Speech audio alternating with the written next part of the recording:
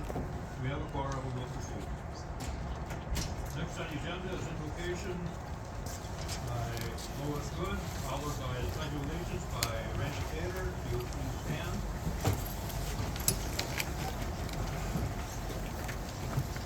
Let's pray. Dear Lord, we're asking for your blessing and the best wishes for success on the department employees newly hired and employees moving to new positions. We also mourn the sudden passing of a dear friend and employee, Karen Whitaker, and Arian Knox, former board member. In the new year, we are asking for wisdom and courage to meet the coming challenges and making confident and insightful decisions.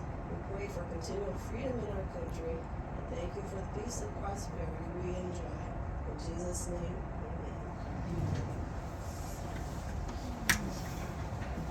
To the flag of the United States of America, and to the republic for which it stands, one nation, under God, indivisible, with liberty and justice for all. Thank you. Now we need approval of minutes from December 13th. Is there a motion to approve? Any corrections or additions? Not, we vote now.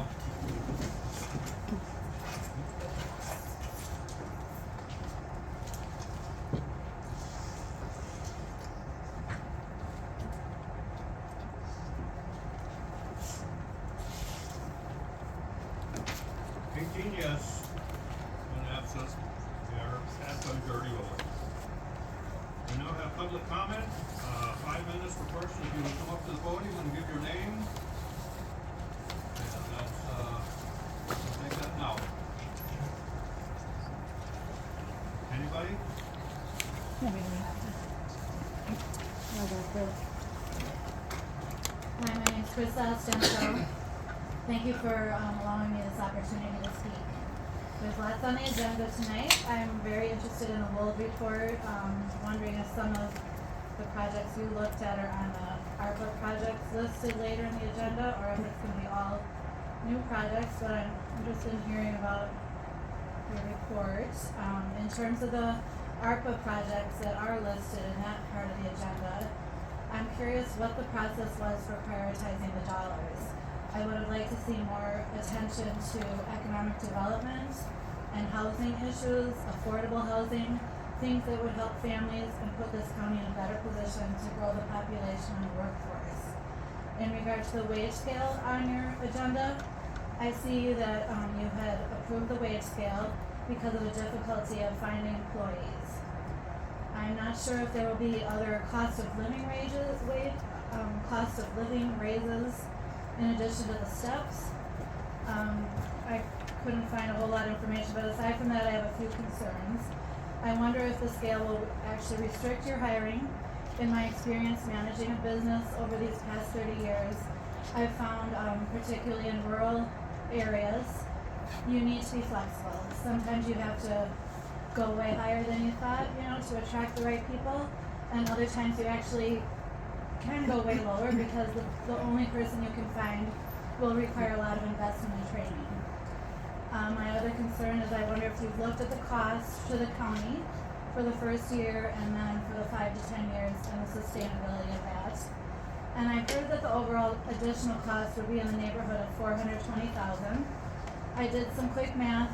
I'm not sure if it's not 100%, but it seems that possibly more than half of that total amount will be going to the top 8% of your employees.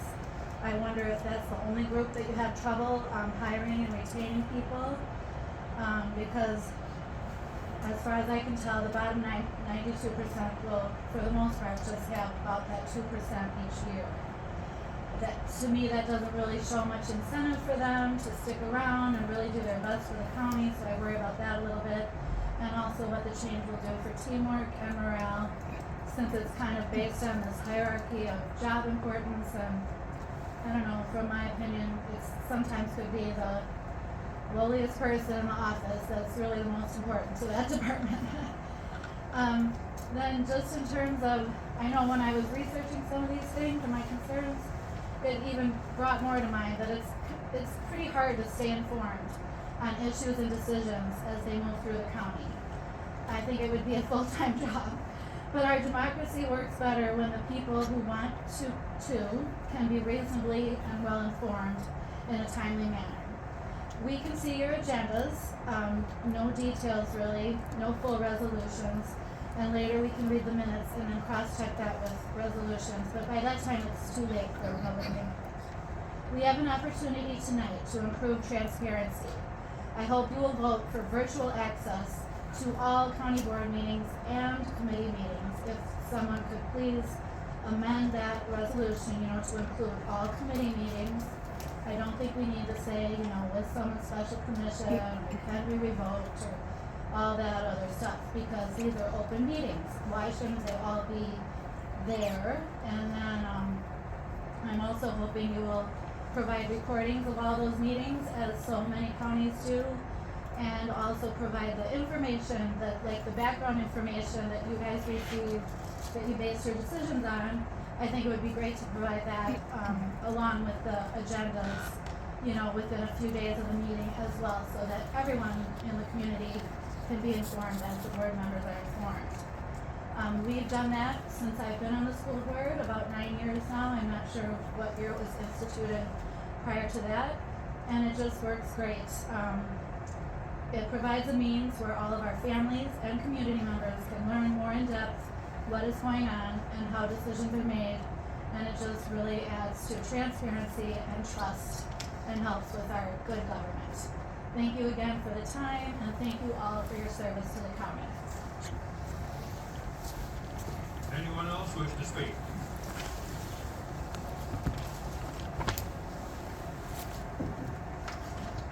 Aaron Webster of Rural Bruce. I'm happy to see the resolution regarding virtual access here tonight, although I do want to see modifications. First, I have done my civic duty and responsibility of showing up to meetings, making videos for the public, asking questions, requesting records, stating opinions at public comment, emailing all of you, using social media to gain attention, starting a petition, and looking up, and when necessary, contacting personally all 72 counties to see if they have virtual access or not. And in the end, no one really responds. We all sit here cut a deadpan. I've sent you all emails over the last week, and no one responds. And when called, the chair of this board is unable to hold an entire conversation without hanging up on me. Mr. Chairman, I will be frank. You're not the first board member to hang up on me, and you quite possibly won't be the last. Your behavior did not hurt my feelings. However, it has proven that you are ineffective in your position and you don't have the demeanor for this capacity.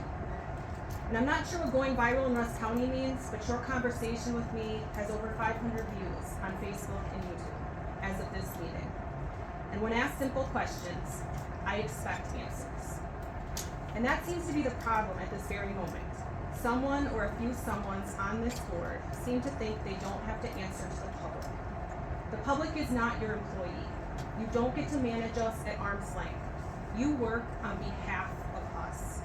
Right now, many people feel that some board members think that they don't have to answer to the public, and that is absolutely absurd.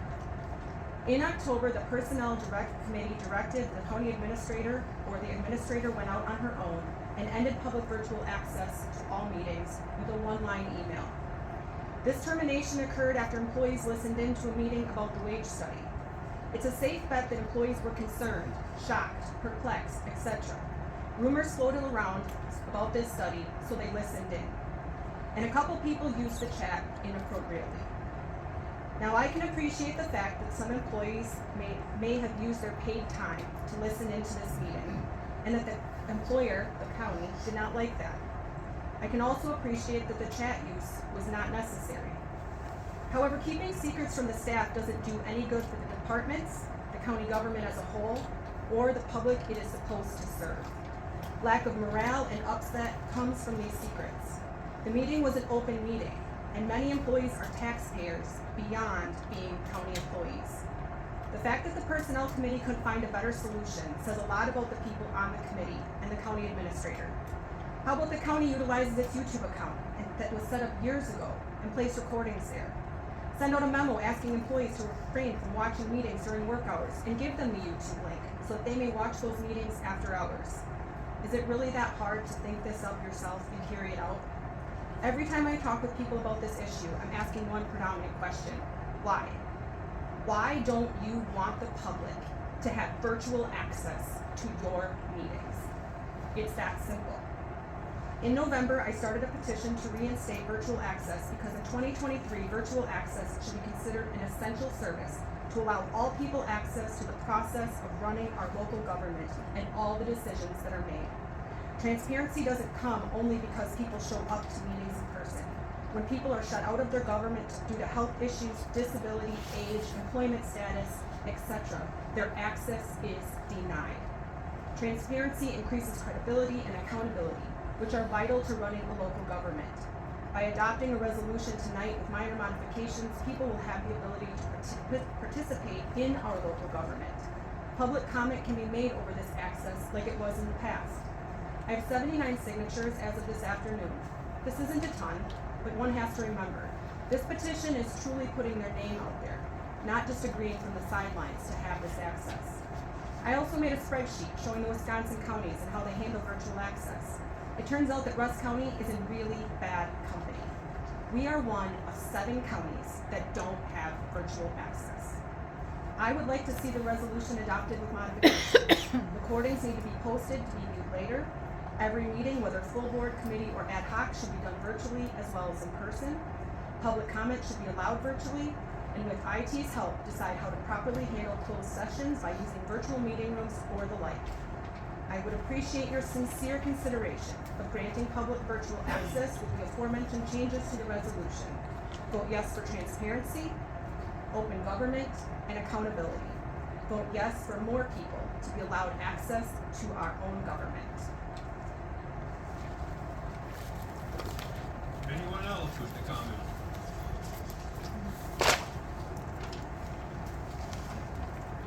Good evening, Al Christensen here from the city of Ladysmith, representing the actual city government, not just a private citizen.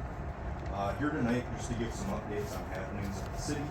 I feel as many of you certainly do that open communication is the key to effective relationships, whether that's personal relationships or intergovernmental relationships. I feel like, maybe owing to some turnover on the county board through the city council, new people in management positions, that maybe there's been some deterioration on that front. So in the spirit of doing better at communicating, I plan to make a point to attend all your future board meetings, to give continued updates on city happenings, answer any questions that the county board may have relative to the city. Even if you just got an axe to grind with something the city's doing, I'll plan to be here either way.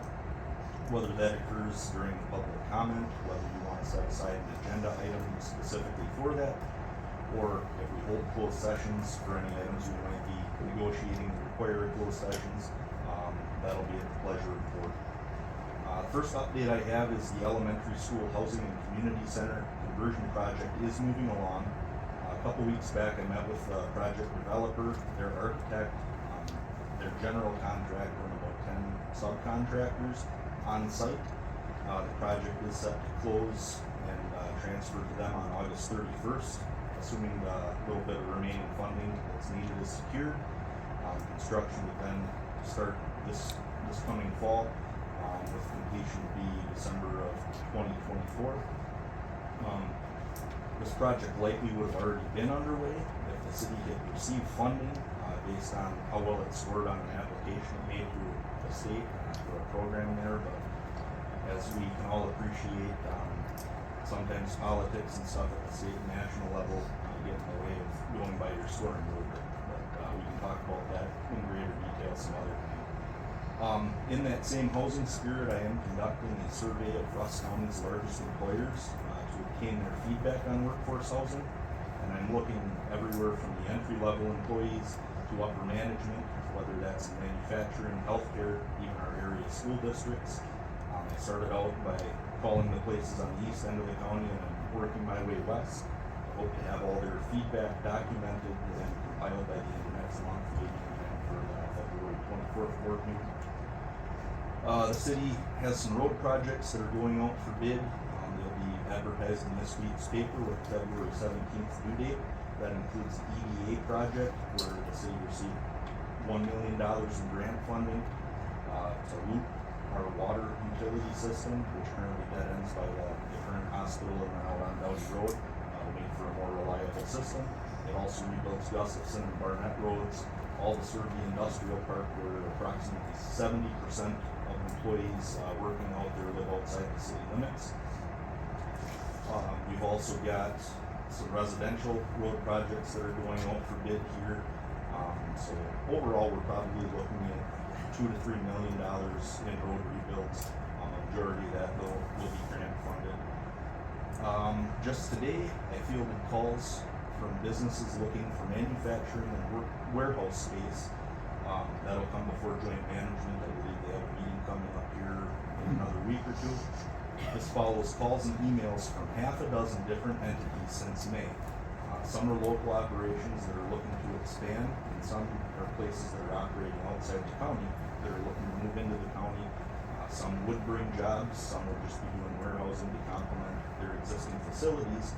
Unfortunately, since May, there have been some obstacles to getting them in to spaces, even though theoretically there are spaces that are owned by the city and county that are available for all intents and purposes. Finally, again, in the spirit of communication, the county and city certainly accomplished some incredible things when working together. Representatives way back in the 90s worked with Governor Tommy Thompson on a local agreement as part of permitting of the Flambeau Mine, which was written into law and continues to benefit Rusk County, the town of Grant, and the city of Ladysmith to this day. All three have mining funds that are still at their disposal for economic development as a result of working cooperatively together. Those funds at one point totaled millions of dollars that none of our jurisdictions would have had at our disposal had we not worked together. We've also worked on things like the Conlet plant, which is now operating as Henry repeating arms, and expansions to the Norse plant, which is now centerline architectural. Those wouldn't be there today without some foresight and cooperation between our local units of government. Thank you very much for your time, and I look forward to continuing to meet with you all. Thank you. Anyone else wish to speak?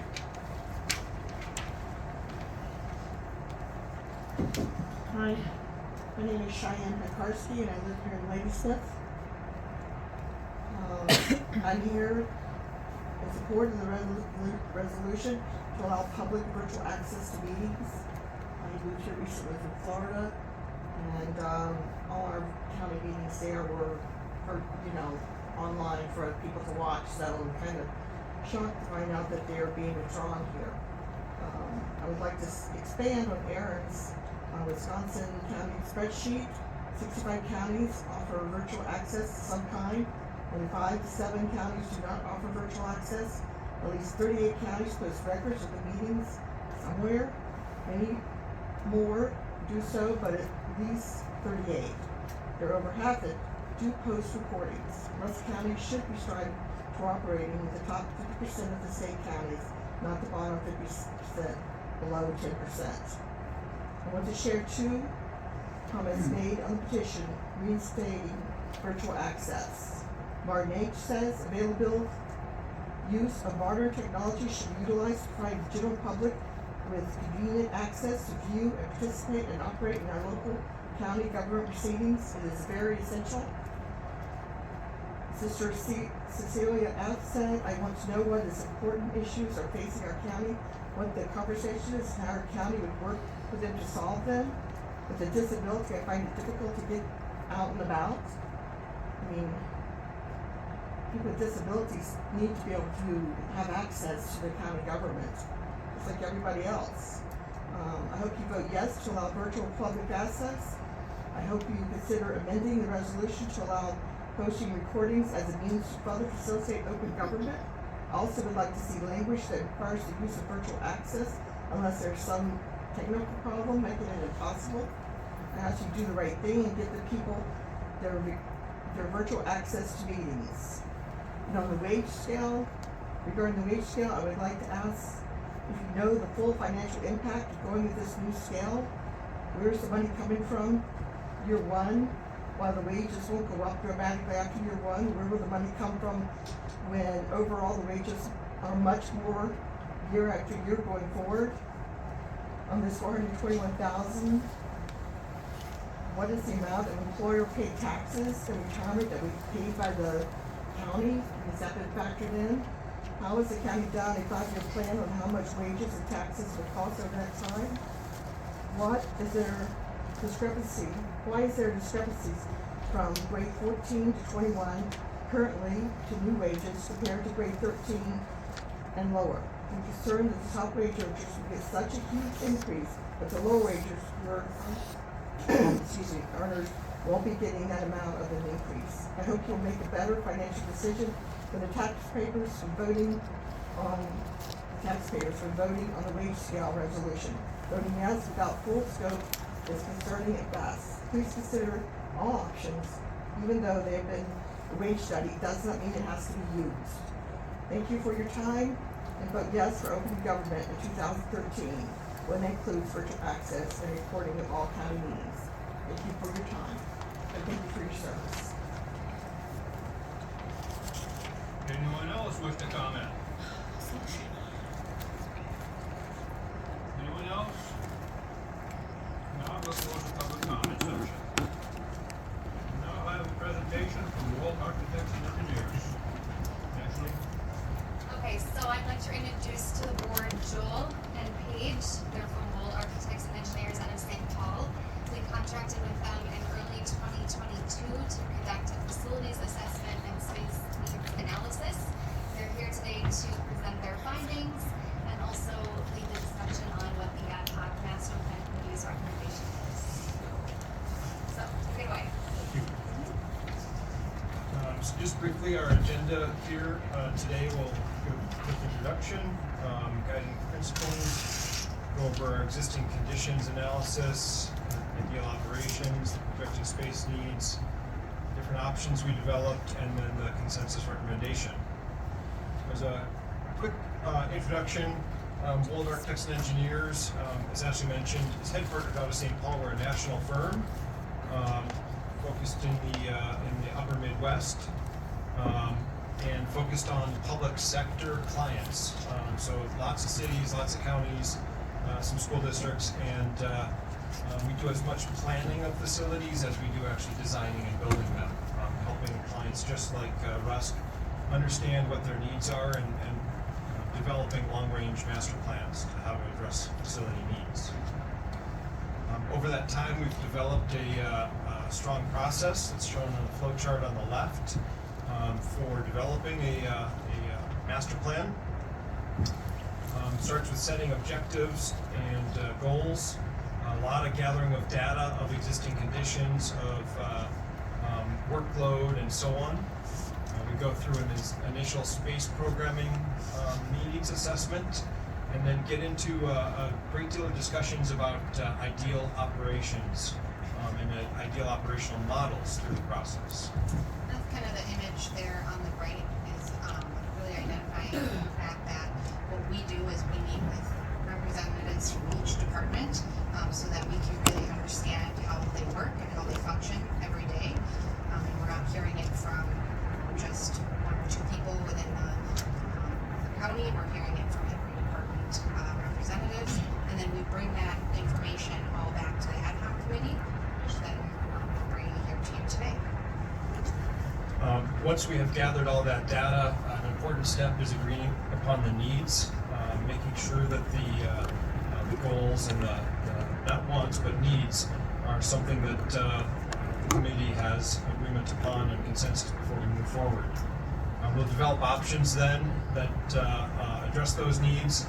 We always go back to the original goals and objectives to check which of the options meet the original objectives the best.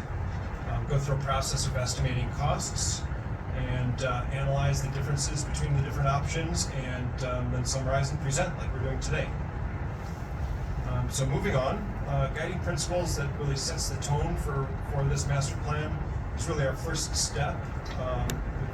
Rusk County was meeting with the ad hoc committee and going through the process of talking through what's important as an outcome for this master plan study. So initially, what we came up with and what we kept coming back to with the ad hoc committee were the following. So first, we're to be fiscally responsible, the most bang for the buck. Improvements being driven by commitment of the county to better serve the public. Spatial efficiencies within all departments. Consideration of staff safety and mitigation of county risk. Best practices for energy efficiency. Establishing realistic priorities, balancing all needs with a timeline, considering phasing efficiencies, and consideration of facilities supporting planned changes to operations. So with that as a baseline, our next step was to bring a team of engineers and architects to tour every square foot of every facility in the county. We take our own professional judgment on the condition of the infrastructure, of the mechanical systems, electrical systems. Sometimes it's hard to see the structure, but sometimes you can see cracks in buildings and understand that there's settlement or other stresses on the structure. You can see when there's exterior envelope issues and there's deterioration of water coming into the building. We spent a long time on site going through every building. We also interviewed facility staff to understand that other than just the day we were there, what's the trend in the different buildings that we're visiting to make sure that there's not something that's happening in winter while we're visiting in summer, so that we get a full annual look at how buildings are performing. We'll go over some of the highlights of what we saw as our summary presentation here, but there's certainly a lot of detail involved in that we documented. So looking at the government center and jail specifically, as Joel mentioned, there's a lot of things that are just normal wear and tear that we saw. Obviously the building is well used, so there's things like signage issues, scuffed and scratched floors and carpet and casework. Then there's bigger items like water infiltration issues that are visible throughout the facility.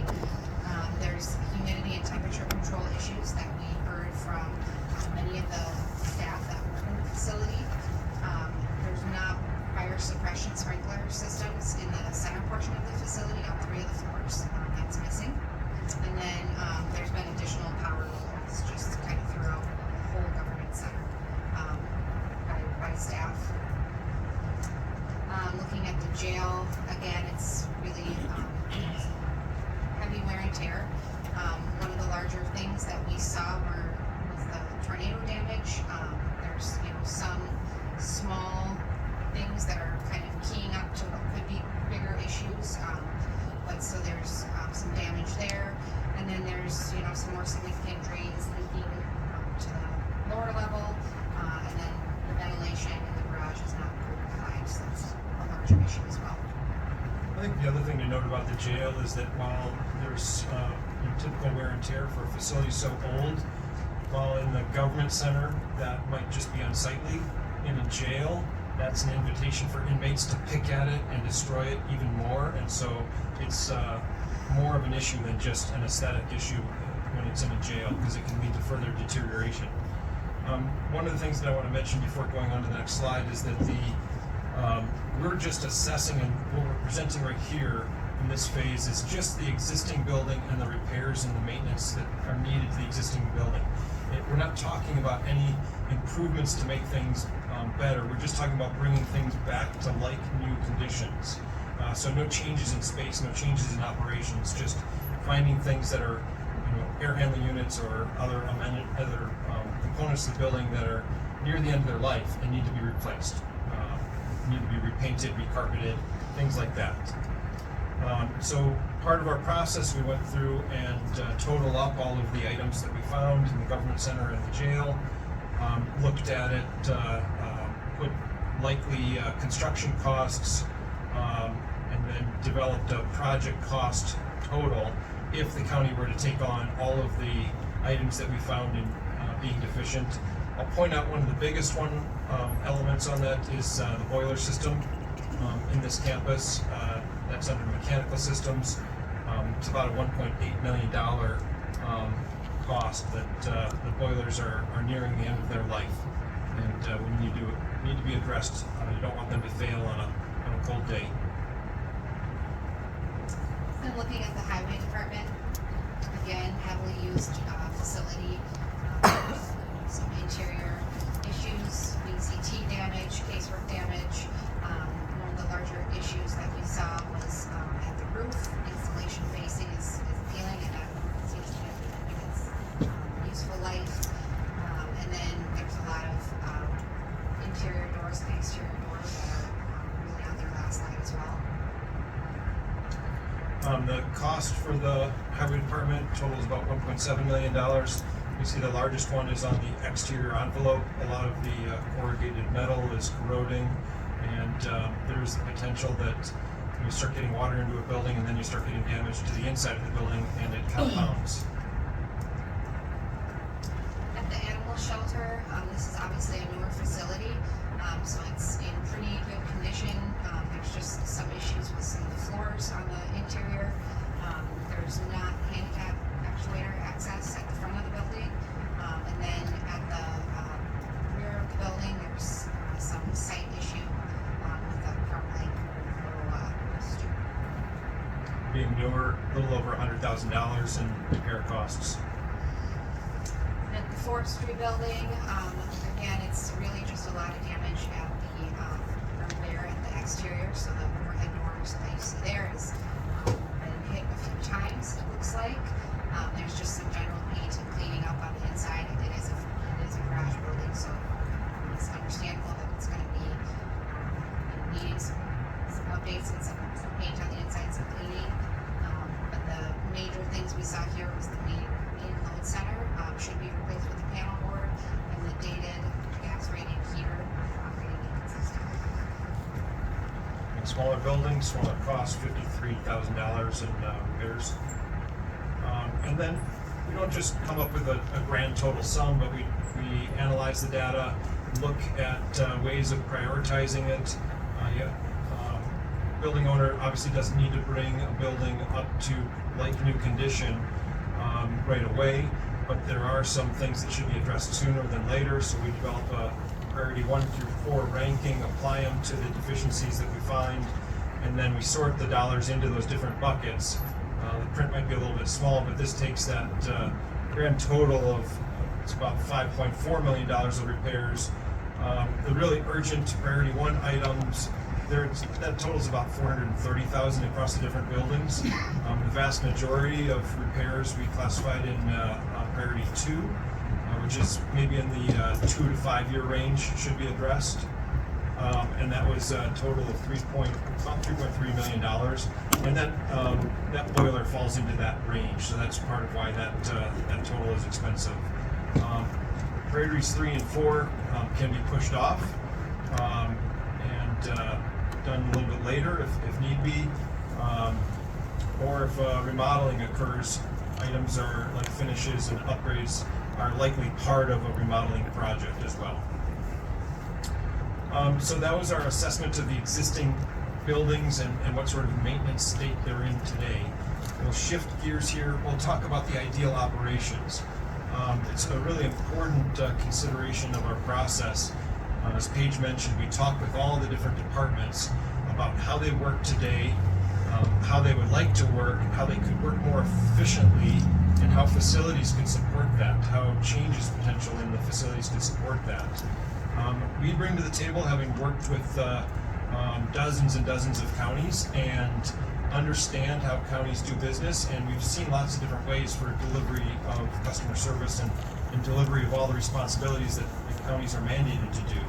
And so we'll sit down and suggest different ideas of how operations could be structured, what sort of facilities might support different operations, and see if there's a good fit. And sometimes there's an aha moment where someone says, yeah, that would work out well.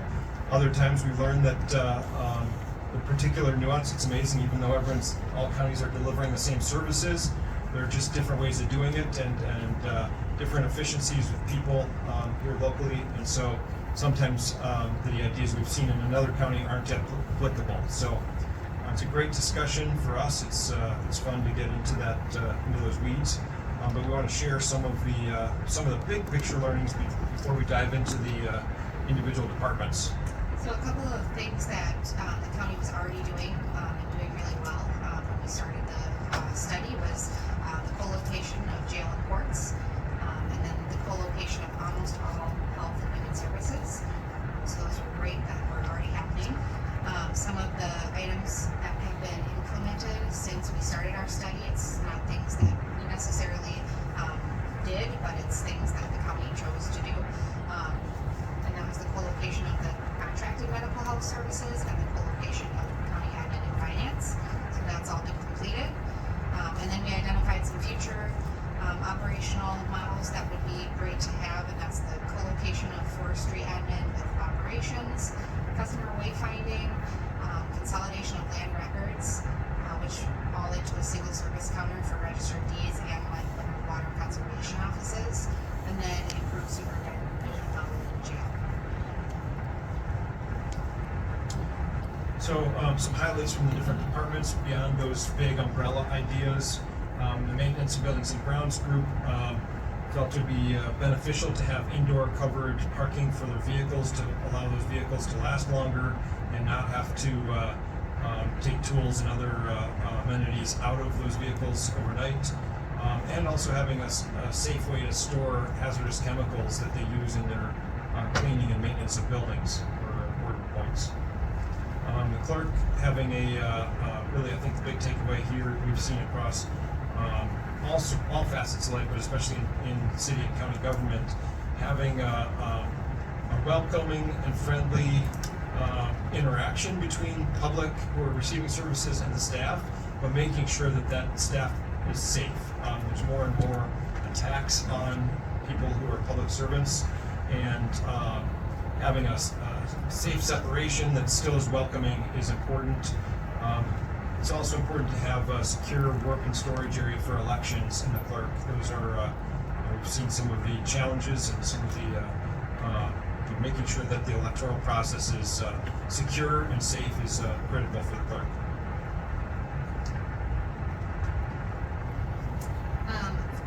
Looking at register of deeds, they really had a main concern for their storage of records, desiring some water safe and fire safe storage. Land conservation and development department, they again had the concern with security, but then also just really want all their divisions to be co-located. Forestry really looks like co-location of the shop is a high priority, and potential future growth in parks and services. At the highway campus, there's not really any adequate space to meet with the staff, the highway staff, all at once. There are no facilities for female staff, which is becoming more common. The bathrooms don't meet ADA, and the vehicle storage is beyond capacity, with a lot of vehicles and other implements needing to be stored outside, which shortens their life for those county investments. UW Extension Recycling, they just really have a lack of storage on site for programs that are off site. Health and Human Services would ideally house more staff if they could. Courts, really the desire for the jury room to be a little bit larger. It's too small right now. It's kind of the biggest priority that we saw. And then there's an interest in Wrightsville Conference Room as well. District attorney, you'll see a need, maybe this has happened already, but a third attorney and paralegal getting assigned to their group. There's a desire for a staff-only toilet. It's pretty common for, after you've prosecuted a case, to run into the person that you just prosecuted the case against in the toilet room, and it's very awkward and uncomfortable and unsafe. So they're not necessarily asking for dedicated to just district attorney, but for staff in general on that third floor. The sheriff's office, evidence processing area and storage is inadequate. These days, the amount of evidence coming in, and also some evidence can be hazardous materials with some of the fentanyl and other drugs that law enforcement are dealing with. So having properly ventilated, properly spaced areas to bring that in, inventory, register it, and store it is important. They're also relying on the Gates Avenue building for off-site storage currently because of lack of impound vehicle storage. Looking at the jail, we really saw a lot of pretty important items come up. So currently there's a linear supervision model, which is pretty outdated and not really recommended anymore. There's inadequate separation of classifications, inaccessible intercoms and housing units, combined jailer and dispatcher, inadequate booking and receiving area, frequent inmate populations at maximum effective capacity, limited opportunity for programming and education, and professional visitors must enter through the secure. I believe many of these items have been highlighted on the DOC's report previously, but and they're in alignment with what we saw as we toured through as well. So they're not new to the county, and challenges and many liability. If one thing goes wrong, then the county could be easily sued. So next topic, kind of our third of the 3 tracks that we go through, is looking at projected space needs. In our discussions, we understand how existing space gets utilized in the building. We certainly talk about spaces that might help different departments function better, function more efficiently. In some cases, we see things that where there's too much space allocated. And so then we develop a list. In our industry, we call it a space program. Some people laugh when I say that because they think it's NASA, but no. It's a list of all the spaces that are in a building to facilitate certain operations. We've gone through and summarized it by department and listed, this is the first table just with the government center and jail. From our estimation, the existing building from our takeoff is about 81,000 square feet. The projected size that we think those departments that are in this building today should occupy is about 90,000 square feet. So it's about 9,000 short, but the jail itself is about 6,000 of that 9,000 deficiency. So it's the major big culprit, big deficiency within this building. Looking at the forestry garage, really operating pretty efficiently today, so there's no major change that we identified there. We also indicated the ambulance garage. Currently there's not an ambulance garage in the county, and so we did look at what programming ambulance garage would be, which is about 5,000 square feet. And then the animal shelter, currently at about 3,000 square feet, and I believe stays about the same, a little bit more need for cats, housing cats, but other than that, it was in good shape. The highway, I highlighted some of the deficiencies they had in their operational side. That translates directly to space. Campus currently, when you look at all the buildings together, is about 42,000 square feet. All of the vehicles that are should really be stored inside add about 24,000 square feet to the size of the building that should be provided for highway. So we take all that information and synthesize it together and analyze it, come up with different options, like I said, that address all those needs and reflect back on the original guiding principles and objectives. We do take a step of looking at it. We went through with the ad hoc committee, and after presenting all the different data on space needs and facility condition and the programmatic suitability of how well a building is supporting operations, and ranked each one of the departments on 1 to 5 on what the condition is today. It helps us sort that right now the jail has the highest score, therefore the highest need. The highway campus is close behind that. And then there's a little bit of a gap to most of the other departments that are closer in space needs, better in programmatic suitability, and about the same in facility condition assessment. So we went through and developed a lot of different options, I should say. reviewed those with the ad hoc committee. Just to, we're not going to go into great detail about these different options, but we do want to just share briefly what they are, just to show there's a variety of things we looked at. So option A looked at a new jail on an adjacent block with a skyway or tunnel. A lot of the options that we're going to go through do look at just different levels of government center renovation. Option A looked at a highway facility, either new or addition or remodel at the existing site. And then it also looked at an optional new sheriff's impound garage and a new ambulance facility. Option B looked at a new jail law enforcement center, presume off-site, but it could be an adjacent site as well. It could be near the courts. The highway facility could have the space needs addressed by either new building or an addition remodel, and then again, government center remodel. Option C looked at a new county operations center, so that would include highway, EMS, and forestry. It looked at a new justice center for LEC, jail, and courts.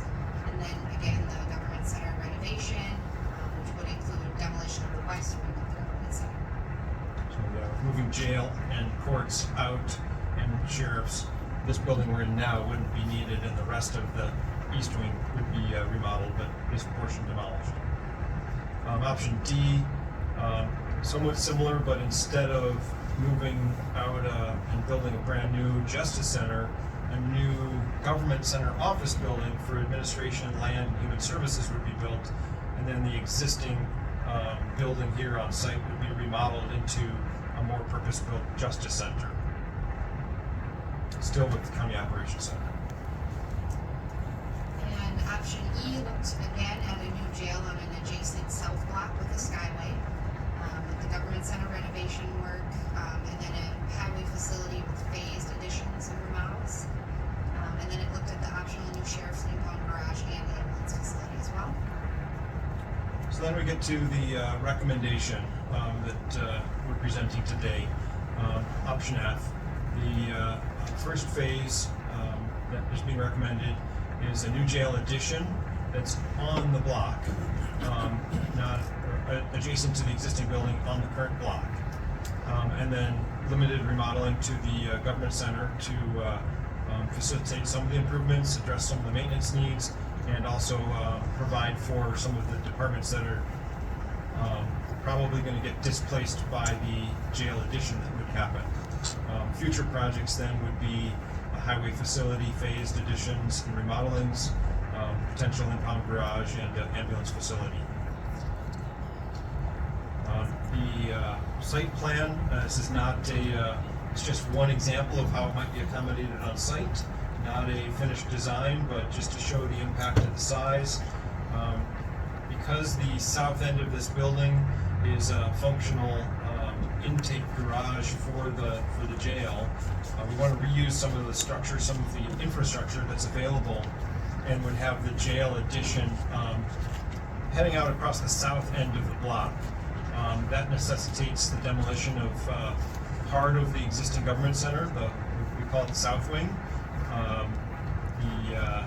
Some forestry offices, extension, buildings and grounds, and medical examiner are on the first floor, and a small portion of human services are on the second floor, and those would be displaced by just demolishing that about 8,000 square feet. But that allows that intake sally port to feed right into a new secure jail, modern housing, highly efficient supervision of the inmates, and then kind of wrapping around the corner would be some of those more support spaces, the buildings and ground maintenance, the receiving, some of those other pieces on the east side of the building. So, to the government center, we would look at, there's the new jail addition you see in the blue at the bottom. And then buildings and grounds would be added on here as well, and updated building and grounds and extension and services. And then to the existing space here, the space we're in, this would just be more sheriffs, so the sheriff would really take up this whole first level on this wing of the building. On the second level, after the jail moves out, the human services children and family group that was in that second floor of the south wing that was demolished. They would move into the old jail space that would be gutted out and then rebuilt as office space. And that keeps the human services group contiguous and connected on the second floor, as well as the boardroom would be on the second floor as well. And then again, repurposing some of the jail space that exists at the south end for the best use of the county's existing infrastructure. Upper level would be pretty minimal changes with just that jury change and also deliberation room and the district attorney taking some of the space across the hall. So I think we failed to mention in our introduction, but Markin & Johnson, a local construction firm, is on our team. They've been helping us analyze plans, analyze different options from a constructability standpoint, and also assisting in establishing some estimates. We have put together that project number 1 of the master plan as if you were to give the green light to the project so that design would happen in 2023 and construction commencing in 2024. The cost of the jail addition and renovations, everything that's described, would be a $26.3 million project cost. The radio upgrades that the county is considering are $2.1 million. And certainly within the government center renovation, there's the ability to handle the boiler and all the maintenance upgrades that we had identified earlier.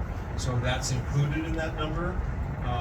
There is the remodeling that we suggested, but that's certainly that line can be drawn and adjusted as needed to scale up or scale down the amount of renovation that might be happening within the existing building. In summary, I think the option F, and I'm happy to have the ad hoc members of the committee jump in and comment, but from our perspective, option F was the recommendation because it's the lowest cost. It takes the most advantage of existing assets that the county has. It maintains all of those co-locations that the county benefits from today on this campus, and then it provides the maximum operational efficiency for all the departments that are in the building. Going back to the original guiding principle that Paige said, it gives the best bang for the buck. So that concludes our presentation. If there are any questions, we're happy to entertain them. Or any comments from the ad hoc You're looking for one, right? In retrospect to what Joe said when we worked on it from the ad hoc committee, I think our highest one we ended up with were some of the newer facilities at the beginning. There's really options back in the low 70 million, mid 70 million range. So we just kept looking and picking and looking and picking to see what is this perfect? Probably not. But it's where we thought it made sense for the county. But just want to bring you guys some options. We thought that was our job to do the analysis and bring some options as well. So that $20 million includes the highway, everything that was listed as an efficiency. No, so this first project is just addressing this campus. So still how much for the second phase? It depends when it's done. I mean, inflation is about 5% a year. You have that. Roughly speaking, It it was dollars. roughly speaking, it was about equal dollars for the highway facility. If it was new, I think. If it was brand new, Yeah. What was that number again? around that 20 million, Another 20, 20 million? correct, for a new highway facility. So we'll spend $20 million and we're still $20 million short. In your study, did you happen to notice the annoying fan noise in this room that makes it really difficult? A lot of people will hear what other people are saying. If that's an add-on. The remodeling of this building would incorporate some updates to the mechanical systems. That would take care of that fan noise. But you know that we Greens Act, that option of renovations on This reason, or? Yes.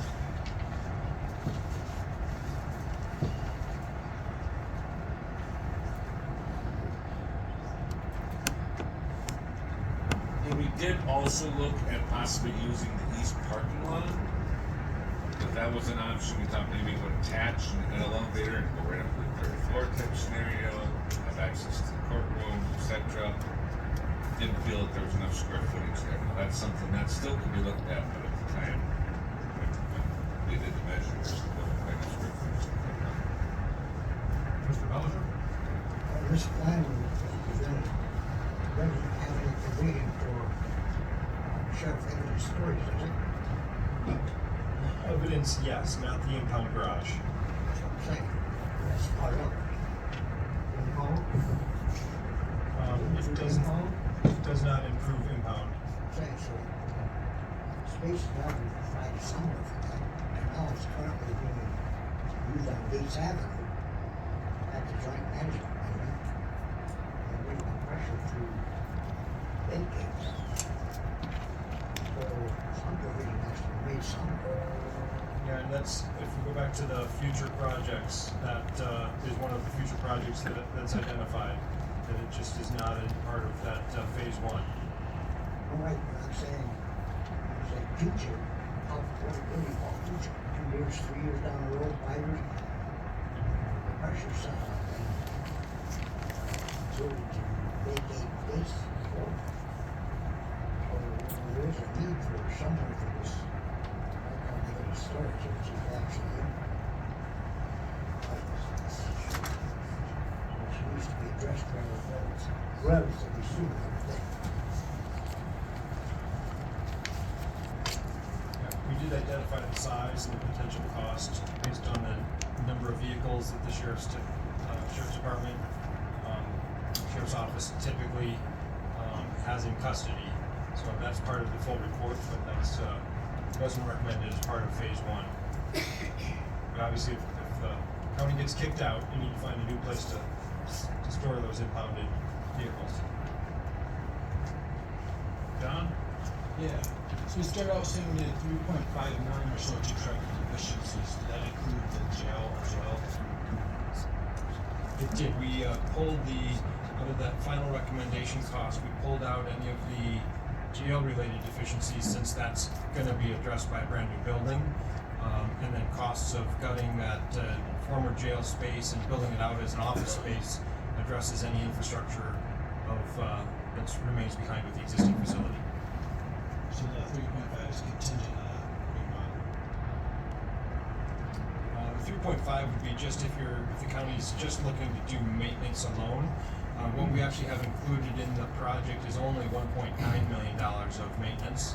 A lot of that, like I said, the priority 3 and 4 items get covered by the different remodeling that's proposed within the government center, and the existing jail and some of the things that are being abandoned as they are and being gutted to be repurposed also takes away a bunch of those priorities. So there's not really a number just to keep the existing building, but meet the minimum efficiencies kind of we need to buy without. If you're asking to just maintain the building, bring it back to like new condition, then that 3.5 would be appropriate. Might be even more than what you need. That includes the jail,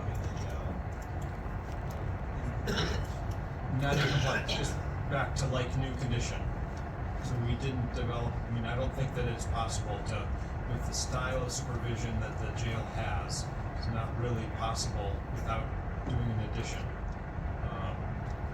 So the 3 million that you're talking about, it sounds like it just fixes the cracks, right? Fixes the ceiling tiles, fixes doesn't address the inadequacies in the inspection report in regards to supervision and the classification issues. Does that make sense? Yes.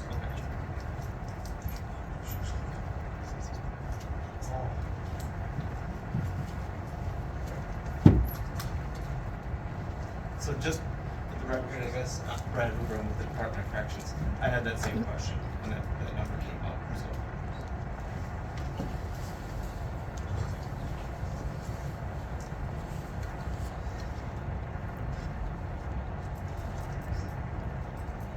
The jail facility itself is, one story, or 2-story or 3? The proposed addition that we showed on the footprint, that would mostly all be one story. There would be a few housing units of general population that would have a mezzanine level to them.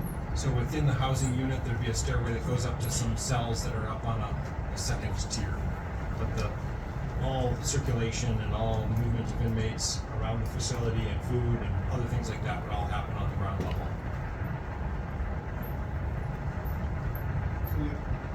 Specifically, you talked about something coming around on the east side of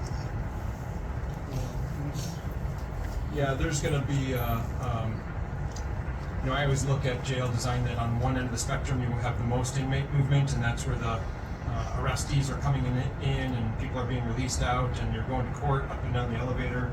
And the other end is where there's the least amount of movement. So on the east end, I would suspect there'd be, the loading dock, the kitchen, some of those other support spaces, the staff lockers, things like that don't have much inmate movement or any at all. And it's more in alignment with like a receiving dock. And so that makes sense that the buildings and grounds space that we're displacing would go near there as well. A common receiving dock for the whole facility would also be where you bring in food and supplies for the jail as well. There's no advantage to adding a second story. I mean, you gotta have access to the third story, right? From the jail. Yep, it'd be the existing elevator, the existing movement up to the courts would be maintained.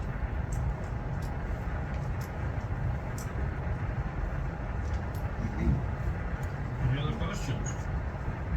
Got one here in the public, if that's allowed. Just to follow up on Mr. Hauser's question regarding the impound garage.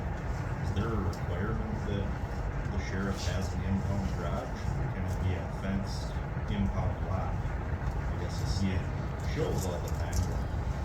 Vehicle impounds are traditionally just fenced lots. So I guess I'm wondering if anyone has the answer to that question. If there's a state law that requires a garage.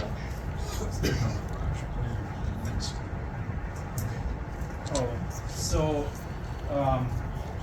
The reason that we have indoor heated storage is we are required to, when we take your vehicle, we arrest you out of your vehicle for whatever, when we take possession of your vehicle, we have to give you your vehicle back in the same condition as when we took it.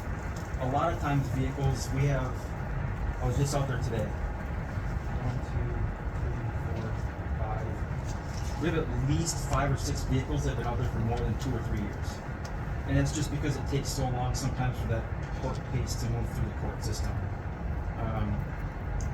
If I give you your vehicle back to you not in the same condition than when I took it, we're responsible for anything that's happened to your vehicle.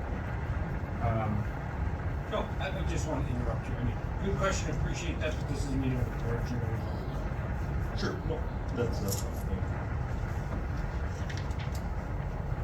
Mr. Kudo? In regards to the sheet for markings, it appears to me that the amount for the actual building of the jail is $18,000,000. So construction cost, I believe, yes. Could you speak up a little bit? Could you speak up a little bit? It's just hard to hear. So, underneath that then, can you tell me what are construction contingencies? So in this phase of study, there's a lot of unknowns. We did have a full architectural and engineering team come out here, but we haven't been crawling around above ceilings. We haven't done any destructive testing. So there's a lot of things unknown when you're adding onto an existing building. As we go to demolish that south wing, we don't know what the foundations are like, other things like that. So it's prudent for us to advise a client to anticipate those unknowns. So the construction contingency is literally just, from my perspective, preparing for those unknowns that we just can't quantify right now, but they might go away, but you can't count on not funding it, because if you get partway into construction and all of a sudden don't have those funds set aside, then you're in trouble. Quite often when you go into a construction project, the owner's there's going to be a set number of dollars, somewhere between 3 and 8% depending on the job, that is reserved for those unforeseen things that do arise for change orders, whether it's things that happen when you do a remodel or unanticipated items that arise because of maybe a type of material that you were planning on using all of a sudden is not available anymore. You have to use a different material that's more expensive or something in that order. So you're reserving some funds so that way you don't have to go and try to find more funding during the middle of the project. Historically, there's always going to be some used on every single project. Anywhere from, like I said, 3 to 8% is industry standard for what is used and reserved. Okay, moving on, then construction management services. Is that essentially That is the people that basically run the construction? That would be the cost to manage the project itself. So just like the subcontractor gets paid a fee to come and do the work, to put in the concrete or to do the electrical systems, the person managing the job, that's their fee for managing the work. And then escalation of market volatility, is that following the contingency? This would be for dollars that, for things, unforeseen things leading up to the start of the shovel going in the ground. So during the phase, like right now, we're looking at a plan that is literally a napkin sketching away on a screen and trying to figure out costs using historic data from previous buildings. So these are building in a couple different contingencies. One would be is for the fact being that we don't know quite what's going to be in that box. We may have a good idea, but we can't quantify every cubic yard of concrete, every conduit, every piece of furniture that's going in there. So we have to account for that. So that's what those dollars are for. And then that would be called the estimated contingency. And then we have an escalation and market volatility one. That's traditionally in the past, it's always been about 3% per year. Costs go up for construction. In the past few years, we've seen 16% increase per year with construction costs due to everything that's been going on with the market. We're not carrying 16% here, we're carrying 8% because we're starting to see things starting to level off now, and there's not quite as much market volatility as there was a year ago or 2 years ago. But those are essentially to account for inflation for work starting a year from now versus starting tomorrow. Something to keep in mind, the contingencies, if they don't get used, they go right back to the county. They're there to cover you guys if something does come up. But if things go great, or this is set aside, it goes right back to you. So design fees, I assume, are pitching fees? Correct. That'd be for the cost for like in this case, it would be for Wold to come in and design the structure, and everything else that goes into that box. Mr. Undershoots. That $20 million, does that include interest or is that plus interest cost? So that's not a bonding cost, that's just what the payments would be to contractors, to vendors, to everyone else contributing to the project.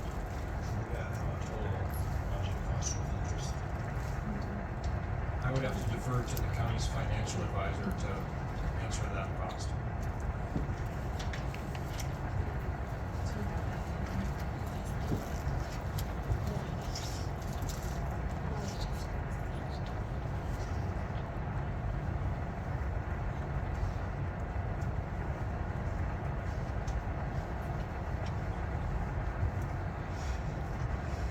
We do have different options.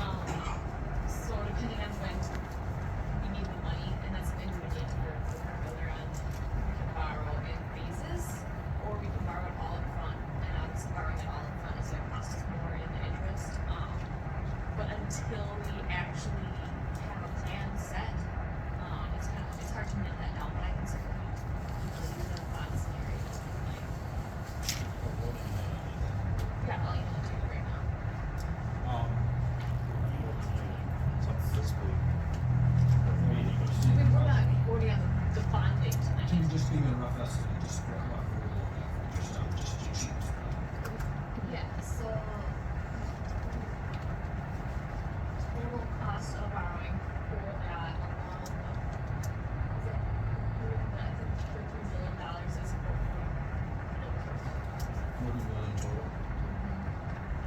borrowing $3 million for like work projects and that kind of thing. I will continue to borrow. That's 20 years, 20 years. Yes, 20 years.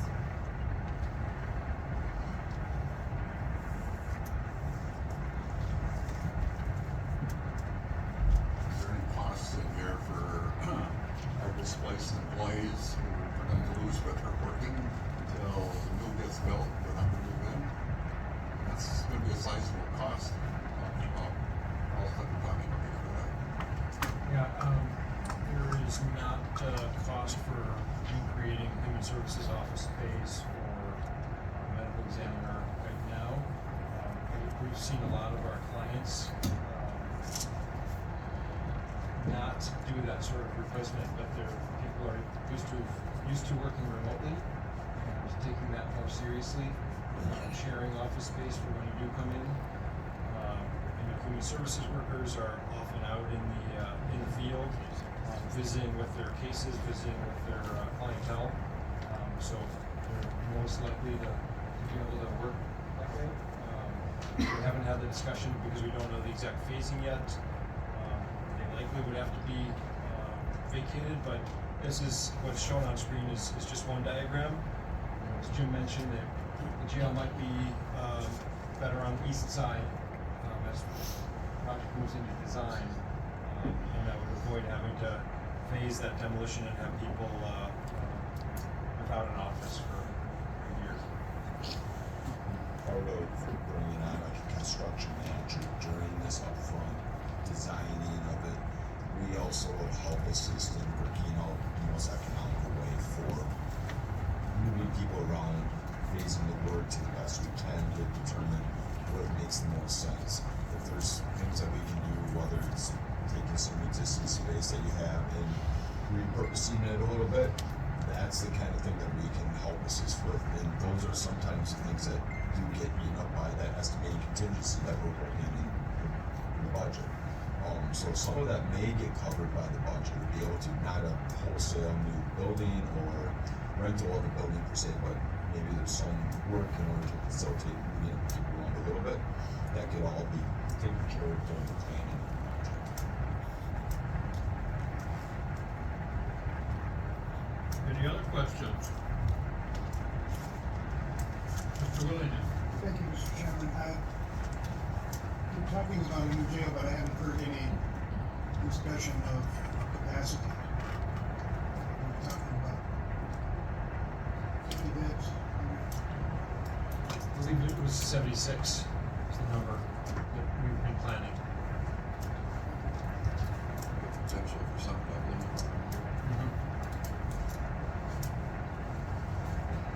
Any other questions?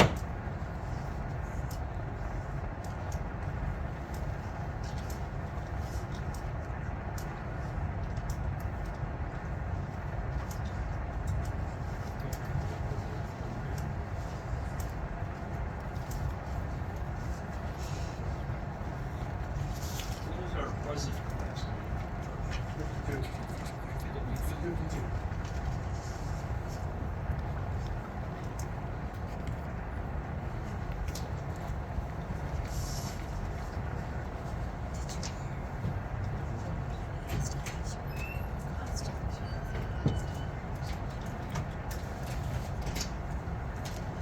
I guess Mr. Raymond? Yes, I have a question. If you have 76 beds, you only have 52 right now.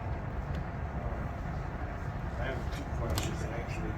Number one, the staffing issue, and number two, is this facility gonna split the dispatchers and jailers, or are they gonna stay in the combination that we have right now? You know, I just wondered if you put a massive plan over the So no, there will not be increased staffing because it's a more efficient model than what we've got right now. We can run it with the same amount of staff we have currently. And no, separating jailer dispatcher is not a part of moving the new jail.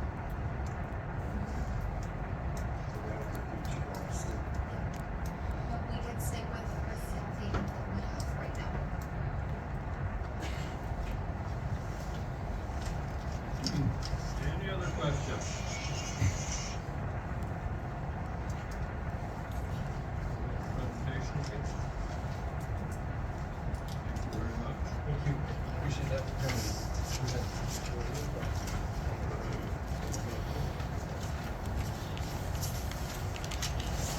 Presentation,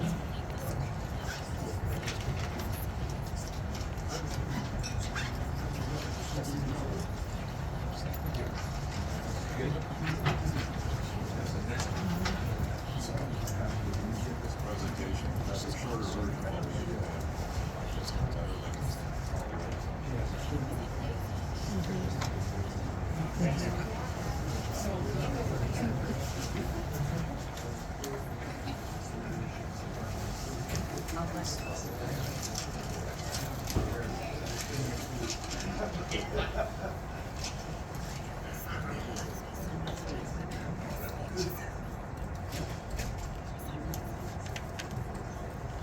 Yeah, we're gonna move, agenda item number 11 up to number 2 here, so. Authorizing request for proposal for architectural engineering services for courthouse renovations and new county jail. I need a motion and a second to approve.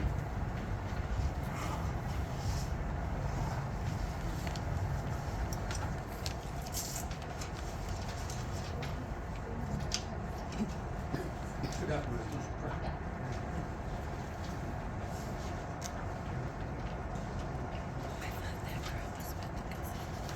have a motion and a second. Ashley, do you wanna present? Okay, so that was a lot of information, and obviously it's a big price tag. What I'm asking for tonight with this resolution is not, there's no fiscal impact. All I'm asking is that the board authorizes the ad hoc committee to move forward, putting an RFP out for architectural design services. So what Wold gave us and what Morgan and Johnson gave us, like they said, it's like drawing on a napkin. We can't know what the true cost is gonna be until we get blueprints. So that's all I'm asking for to vote on tonight. If we don't continue to make progress in fixing the issues that we have with classification in our jail, we're gonna start facing consequences. So, do you wanna pull your yours for me? Thank you. So, what we're looking at possibly, if we don't, move forward, now that we know what Wold has come back with, you have Brad's report in front of you, that's the first, little 2-page that I handed out, is that we could possibly start losing beds. And what that means is that we will be forced to house our inmates out of the county. That's expensive. Right now we're housing one out of county in Barron, that's $43 a day. If we were to lose half of our bed capacity, we'd be looking at housing 20 inmates out of county. So at $43 a day, like $1,300 a month, 20 inmates, that's about $312,000 a year, and that's strictly for housing costs. We would also need to look at adding staff for dedicated transports to get these inmates back and forth to whatever jail we're housing them at to come to court in Rusk County. If that inmate needs to go to the doctor for some reason, that other county doesn't do that transporting for us. We have to go to Barron County, take them to whatever facility, bring them back, and then our guy has to come back here. So we're looking at significant cost if we are going to lose any beds and need to house them in county. Okay, so this is what, yeah, you go ahead, thank you. I don't know everybody. My name is Phil. I'm the Chief Deputy from the Sheriff's Office. And what I wanted to do tonight was just to give you numbers. I wanted to put numbers in front of your face. Because when someone just tells me something and I don't get to see it, it doesn't register real well with me. So I just want to give you some numbers. So what we did over the last week is we contacted counties that are around us that currently house some of their inmates out of county because their jails are too small. We contacted Sawyer, Washburn, and Burnett. And there's the numbers for each of those counties, 20, 21, and 22, for what they had to spend to house some of their inmates out of the county. Obviously you can see the numbers aren't going down, they're going up. What those numbers don't include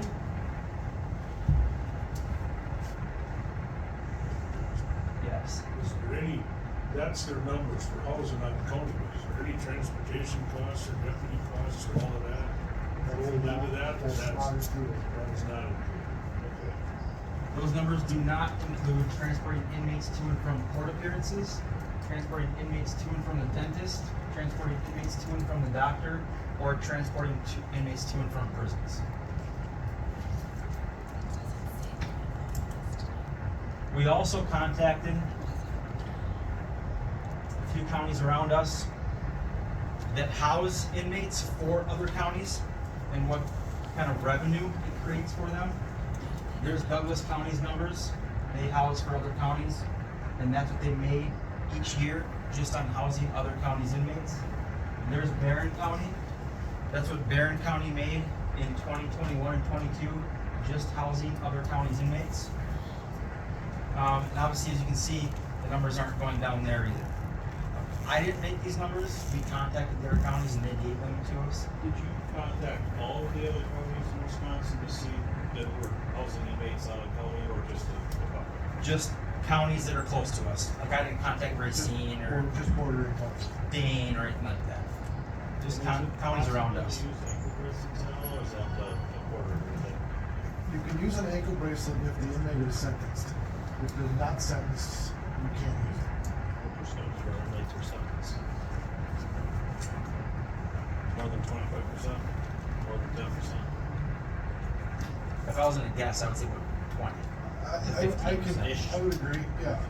Are sentenced. Most of our inmates that we have almost all the time are not sentenced inmates. Right, but they have to, also with electronic monitor, they have to fit the criteria.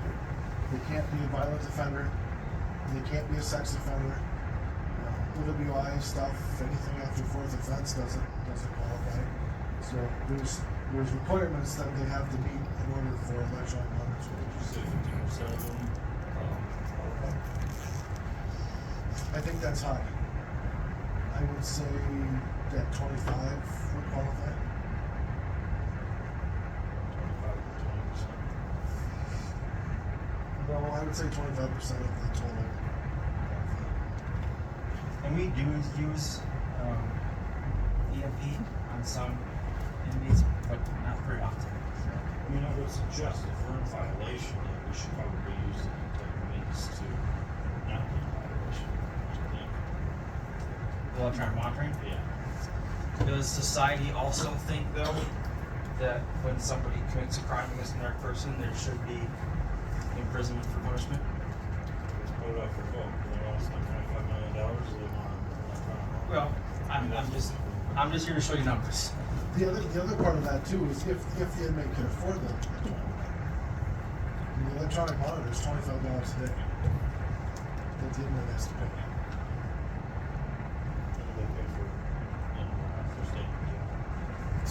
$10 the first day and then $5 every day thereafter. I'll go to the next one here.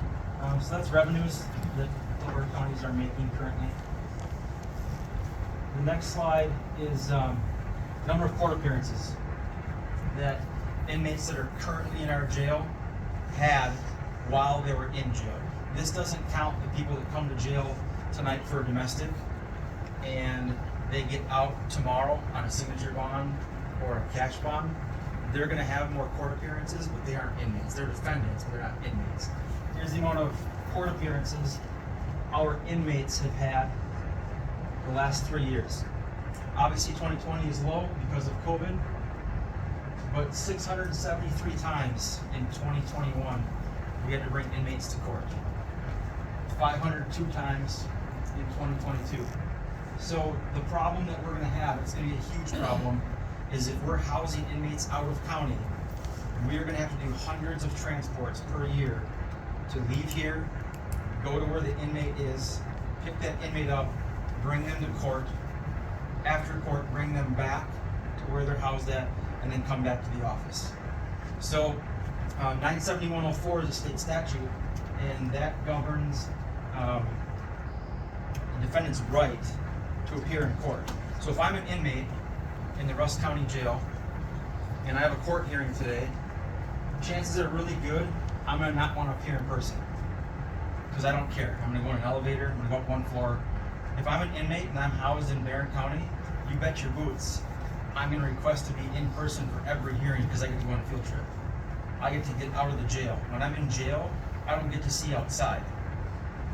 But if I'm an inmate, I'm very aware of 97104 that says I have the right, not the privilege or the right to appear at any evidentiary hearing. Bond hearing is an evidentiary hearing. Initial appearance is an evidentiary hearing. Preliminary hearing is an evidentiary hearing. An arraignment is an evidentiary hearing. Motion hearings are evidentiary hearings. What I'm getting at is like every court appearance is an evidentiary hearing. So inmates can request to appear in person at every single court appearance, and we have to honor that because it's a law. I don't know what kind of problems that would create for us. I don't want to have to deal with those problems because they're going to be a huge headache. Not to mention every time an inmate leaves the jail, it's a security risk for us, for that inmate, and for society. Mr. Raymond, you got something? Video conferencing, don't we use that at all? We can, but that inmate has that right to appear in person. And we can't deny that right. Yes, we have now from 502, how many of those might have been, were any of those video conference? Probably quite a few. Yeah. But they don't get to go on a field trip when they're in jail. They just go in the elevator and up on floor. Mr. Raymond? Yes, Mr. Chairman. George, maybe you or Phil could explain. If we have a capacity for 76. We have 52 right now in the activity again. But there's a criteria, different level. So if you have 76 beds, sometimes we're restricted on how we put the folks in the beds. So we might not be able to fill all 76. And that's correct. You're going to explain it for us. That's correct. You still have to house these people according to classification. And that's where we're getting in a pickle now, because the classification goes by the offense they committed, what their prior offenses are, what their behavior is, do they have special needs? We can't accommodate special needs right now. So all of these things are taken accountable. You know, one of the bigger things that we're getting into in the new era is transgender people. So right now, if we have someone that requires special needs, we have to take an entire housing unit for that one person.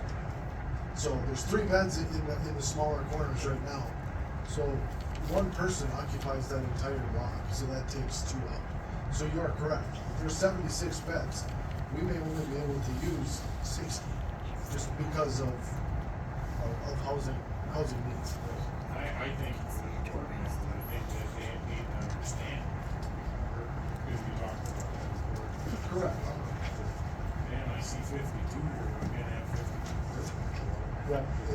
This is the way it is, that classification. Correct, and that's, you know, and that's part of the situation here, where if we can't properly house someone accordingly, then we gotta put them somewhere else. And I can attest to, those situations. So, a big issue that, and what your comment is really common. When people see a bed space number, they just look at 52. What's the issue? The problem comes in is that, and correct me if I'm wrong, but 1984 is when this jail was built, is that there really was only 2 classifications back then, male and female, okay? And inmate would come in, and guys go this way, girls go this way, right? I'm just simplifying that. The current design that goes on upstairs is that you currently have your master controlled dispatch in the center, and being a linear design, one part of the jail is actually cells, this part of the jail is dorms. And what the issue comes in, and what a dormitory, and I'm apologizing if I'm dumbing this down for people in here, but I really want to make sure they understand, is essentially it's a room, it's a space like this, and there are just bunks, okay? And what happens is with classification is that if you were to stick one individual that is maximum, okay, that has been classified as maximum in here, you cannot stick anybody else in here that is not max. So if there are 9 beds in here, and I'm a max inmate and I stick in here, that's 8 beds that are obsolete to you. that's why that number is really, it's kind of skewed. It's false representation, okay? Where the current designs that we're doing and seeing is that these designs are going to be to meet classification. So when we come into situations of a max person or a female or whatever it may be, the 14 different classifications that we can talk about, we can look at that and go, okay, we can properly house you over here, and that really doesn't disrupt operations. Okay? Yep. Does that kind of clear it up a little bit? Do so? Two questions. So when you brought up Burnett and Sawyer, you brought up Washburn in there, and then you had two other counties which you showed the revenue, but I didn't see that on Prentice, Taylor, or Chippewa, which are border counties down this. The other question I got, has anything been looked into, or is there any estimate, if we're to build something this large, what is our outlook for generating revenue by housing other prisoners? Is the need there? Is it something that would be advantageous to us, or is there enough other facilities around that we would be kind of overlooked because of our location or something like that? So, I was gonna speak on that. I hear this all the time. We hear this all the time because it's true. It's very true. We don't like it, but it's true. Is that the sheriff's department, all they do is spend money. All they do is spend money. They cost the county a ton of money. And we do. We do. Public safety is super expensive. We do cost the county a lot of money. We used to make the county money. We used to contract, you probably remember, we used to contract out, we used to have a contract with Washburn County, and we used to house a lot of Washburn County inmates, and we made a ton of money on that. The problem is 10, 12 years ago, we ran out of space. We ran out of space in our jail. We had to end our contract. We couldn't renew our contract again with Washburn County to house their inmates because our own inmates were taking up all the space. So we had to end our contract with Washburn, and we haven't had a contract with Washburn for 10 or 12 years. But we used to make a lot of money in our jail. We used to house for all three of those, mainly Washburn County. Looking forward to the future, are we going to be guaranteed contracts with 3 different counties? We're not even guaranteed tomorrow. I mean, really. That is our goal, because we are sick of being a burden on the county. We would like to be able to help make money for this county like we used to be able to, but our jail just is not big enough to do that. If we look at just about what we've talked about today, we build a new jail, we don't hire more employees, and we create revenue. Or we don't build a jail, we create more expenditures and have to hire employees to transfer those inmates all over the country. So I didn't come in here hoping to change anyone's mind. I think people probably their own mind made up, but I just want to at least put these numbers up here for people to show what other counties are paying every year and what other counties are making every year, and really how many court appearances our inmates actually have every year. It's a lot. It's a lot of court appearances for inmates. And we don't know how many court appearances that inmate is going to have. It's totally dependent upon them and their attorney. Some inmates, attorneys file 2, 3, 4 motion hearings for the case. Some attorneys never file a motion hearing. Some inmates, some defendants, they waive the preliminary hearing. Some don't. So we never know how many court appearances an inmate's going to have. Can you send us a presentation? Mr. Willingham. Thank you, Mr. Chairman. Phil, the fact that we have several counties around us that are housing prisoners for other counties would indicate to me that they may have built facilities larger than their own needs. And And so at some point, if everybody builds a jail larger than their own needs, the cost of housing other counties' prisoners is going to go down. We're going to be more competitive. You know, if somebody needs to house a prisoner, they can go to Barron, they can go to Chipper, or they've got more than one county to choose from. I guess my concern is whether we, and I think it's a prudent decision to plan for what we're going to need 20 years from now, not tomorrow or next year. But, you know, is that factored into the study that gives us some sort of idea? I think what Burnett County is, we're just building a new. Yeah. Yep. Yep. So what was their projections for 10 or 15 or 20 years down the line and some of these others, so that we don't overbuild, but we don't end up with housing our prisoners somewhere else 10 years from now. Anyway. Go ahead. Sure. So, yeah, I'm currently working with Burnett on their jail project too. The numbers that we have up there are based on very similar to what you hired Wold Architect to do, is look at the current study, looking at all the trends for the county and projecting that for 30 to 40 years out. Okay, they really wanted to do this project to last and serve that county for 30, 40 years, and it came up with that number that they have. I think that, you know, we talk about in these projects is that, you know, Wold is saying that 76 beds with the capability to double cell. Okay, that is the number that's going, that the study and the data is showing to support for Rusk County. Okay, so when we talk about building, what's going to serve Rusk County in the next 30 to 40 years? That's what this number is representing. Does that make sense? There's good scientific data because there are a lot of changing trends right now as far as you know, less incarceration and more alternative forms of you know, the ankle bracelets and other things that are being done to have less disruption in people's lives and their families. And I agree with you 110%. We need to look at 20, 30 years down the road. We need to look at what's best for Rusk County when I don't even work here anymore. So Chippewa County, correct me if I'm wrong, has a large jail. They used to house out-of-county inmates. Since COVID, they no longer do. They just have never gone back. I don't know why. The other thing, there's one more slide on here. And yes, I will send this to everybody.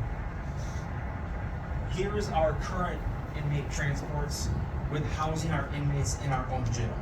We already do a ton of them. And that's with all of our inmates being here. It's amazing how a person that commits crimes and doesn't take care of their dental health for 33 years, they get to jail and all of a sudden their teeth are a major priority. But we spend a lot of money on inmate expenses. If we did not house our inmates here, those numbers would go to the roof. We would have to hire people to do our transport. We would have to buy more vehicles to do transports. Because when we transport people, there would be multiple inmates from Barron County that probably have to come here to tour. And our patrol vehicles can only transport 2. And if it's a male and a female, we can't have a male and a female in the back seat. Because we don't want things to happen in the back seat. On the SWAT car.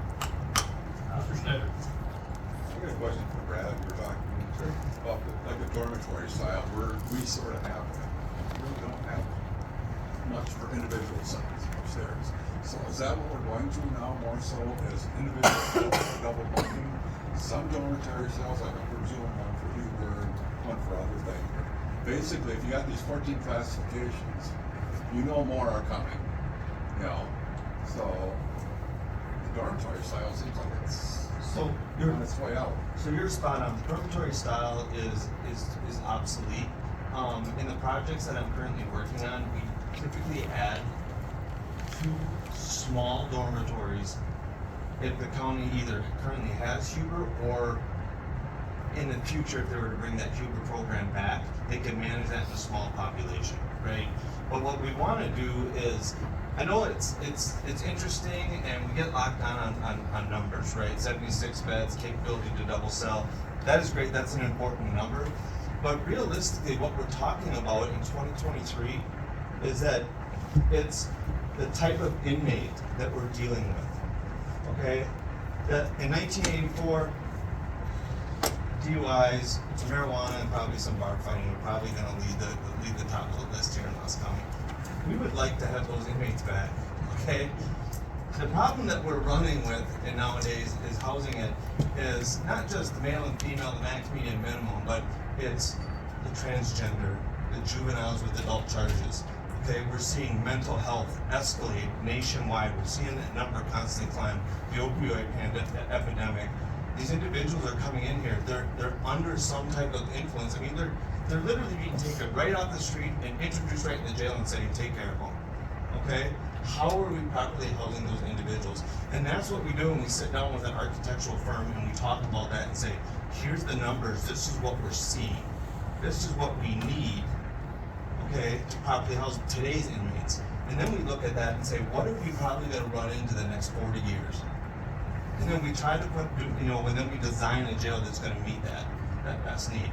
And we're seeing smaller cell blocks, managing personalities, being able to, house individuals that are potentially co-conspirators. 2 individuals come in on charges. We don't want to throw them in the dorm together. But we can properly house them in these new designs that we're doing. So we're eliminating what Phil was talking about, these transport costs and taking individuals on the road and housing them to other counties. So. Dave brought up a good point too about how do we know there's other counties that have the need to house their inmates out of county? And I was just talking to George the other day. How many emails have you gotten in the last couple of years from Marathon County, who's a very large county with a very large jail, begging people to take our inmates? Frequently. Multiple times a year. 10 times. Marathon County asks all the time, please take our inmates, please take our inmates, please take our inmates. We're understaffed, we have too many inmates, please take our inmates. So there's gonna be counties, Marathon County's not even close. But if we said, hey, we reserve your 10 beds, guaranteed they'll fill them. Guaranteed. And the other thing is too is that we need to consider is that just because that county might have that space to house that individual, the perception when we talk about in that conversation, those are all compliant individuals that we're talking about. But a lot of those individuals that are being asked when Marathon's calling and other counties are calling, those are problematic inmates that county can't properly house. They don't have the space, they don't have the type of facility to handle a disruptive individual. They don't have the type of facility where if somebody has tuberculosis, like that, and we take that into consideration when we're talking about the design on, housing special needs inmates and stuff like that. Those people that you take one inmate that is just really disruptive to a small jail, that's what they'll call and they'll ask, can you take this person? It isn't necessarily I don't have the bed space, I don't have the capability. Mr. Cassell? Brad, this one's for you. If a guy was to do this, let's just say 10 or 12 years down the road, not trying to put the monkey on your back, but the DOJ don't come in here again and say, you don't meet the codes now, and we ain't even got something paid off, and we're out of code compliance. So that's a great question, and I get asked it quite a bit. So if you look at DOC 350, which standards are held, you'll look at when we talk about physical environment and we talk about construction, the state breaks it down. 350.05, physical environment for newer substantially remodeled jails. Then you go to the next line, the next one over, physical environment for newer substantially remodeled jails on or after March 1990 to 2014. And it goes on beyond that. So if the state was to say, you know, we need to open this up and we need to look at DOC 350, we would say, okay, the Rusk County Jail was built in 2024, 2025. Okay, you guys would fall under the standards that it was built to. Right? We don't want to come in and say, wow, Rusk County did a great job, they identified these needs and they spent all this money and they did everything that they should have done. Now let's hammer them again. That's not right. Okay? But that's why they have these subsections when it comes to the jails that were built in this era will be held to these standards. And that's where you guys will fall in. For how long?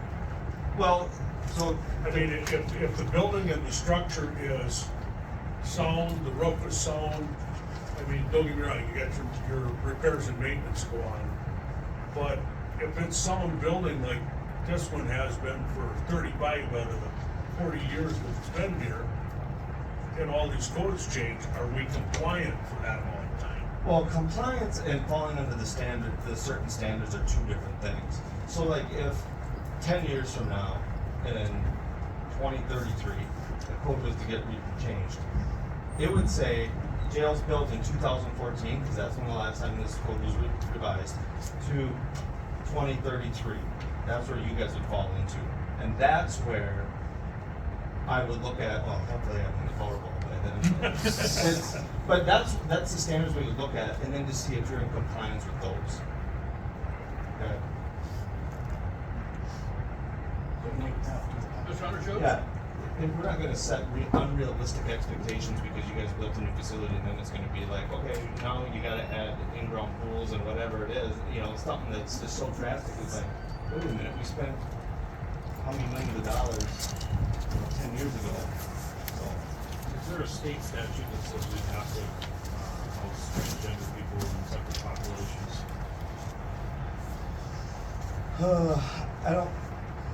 I guess I can't answer that when it comes to state statute. I don't have those all memorized. We talk about the transgender, we talk about that falling under career guidelines and classification.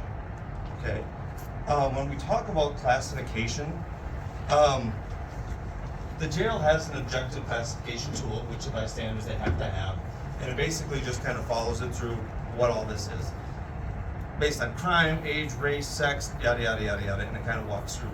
And then we look at the other standards, the other things to consider when it comes to housing individuals safely, right?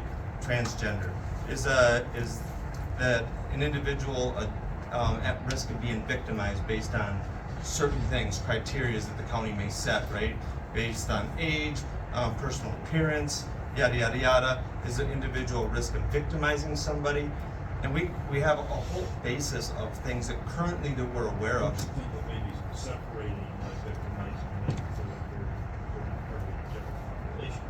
No, but what we don't want to do is when we're housing those people, we just want to make sure the staff know that we're not putting A and B together. Okay? And that's what it comes down to. When we talk about transgender, and this is a piece that is fairly new for a lot of the jails, we're talking about the group sitting down collectively and looking at the totality of the evidence that's presented in front of them when they're talking about that person, and when it comes to how do you safely house them in the Rusk County Jail. Okay? So you're taking everything you know, you're looking at everything with the booking sheet, everything with medical, the interviews, you're looking down and they're sitting down together professionally and they're saying, okay, this is what we have, we think we can properly do this. And this is how they justified their decision. There's sometimes you take a transgender, if you have a male that identifies as a female, sometimes it may be appropriate to house that person with a female based on the evidence, everything that they have in front of them. Sometimes it's okay, but it happens. But sometimes we house them with males, and sometimes we house them by themselves based on everything together. Okay, and that's why it's so hard in a jail like this when you're so limited on housing options. Yeah, obviously for male, you put them with the males, for females, you put them with females. And that may be, but the county has to justify that. Why did you house somebody like that? Yeah, I definitely want to separate them. So, but that's the stuff that the jail staff are facing, these decisions. And to do that with cells and doors. So a lot of times we talk to the inmate and just say, what's going to make you feel the most comfortable? Well, I understand, I know they're in jail, I get that, but what's going to make them feel, like you said, not in fear of being victimized or, There's more to it than that though too, because it could be the crime. Correct. It could be that an individual is a male identifying as a female, is in here, but is in here for violently assaulting a female. Correct. That's the stuff the jail staff is tasked with. And that happens on 3 o'clock on Saturday morning, so. Any other questions?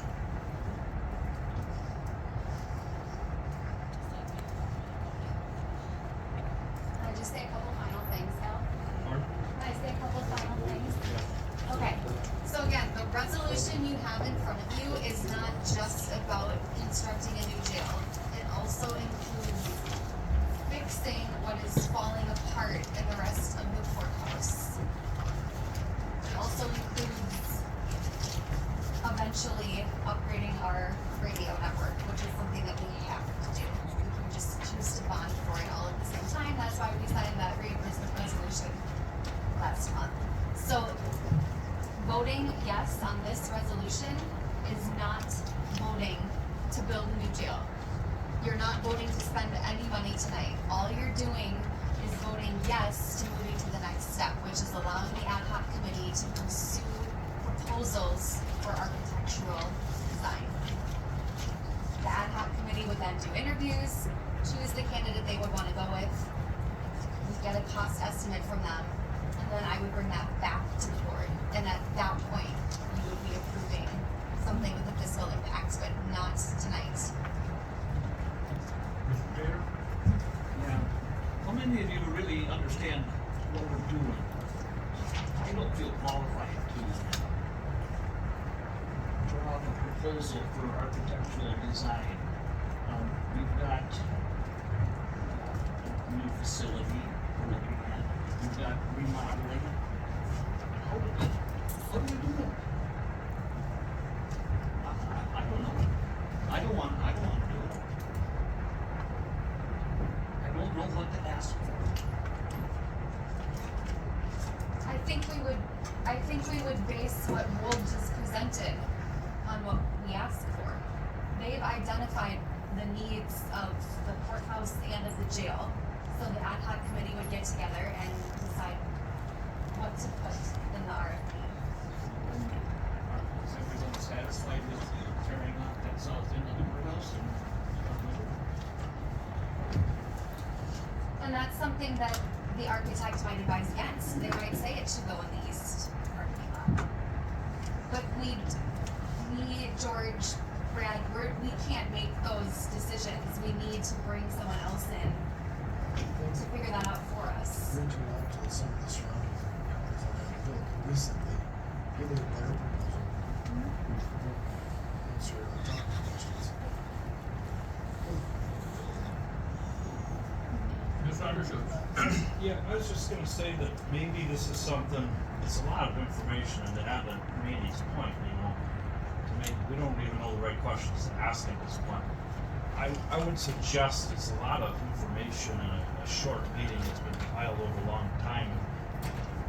We might have some investigation to do, and I would suggest that we want to probably table this one for another month so that we have time to do our due diligence, so we're just not making a split decision when we're talking about, yeah, I get that the resolution doesn't guarantee we have to go with whatever contract, but we're kind of saying that's the direction we'd like to head. And before I say that's the direction I'd like to head for, $40 million of taxpayer money, I think that's more than a one meeting discussion. I think that that's something we want to carefully consider. Mr. Willingham? I just wanted to ask if the assumption is that the request for proposal would be asking for design based on option F. Yes, it would be, but of course, they're the expert, so they could give us others. They might look at what Wold presented and say absolutely not. But in essence, we're making two decisions here, in a sense. We're making a decision to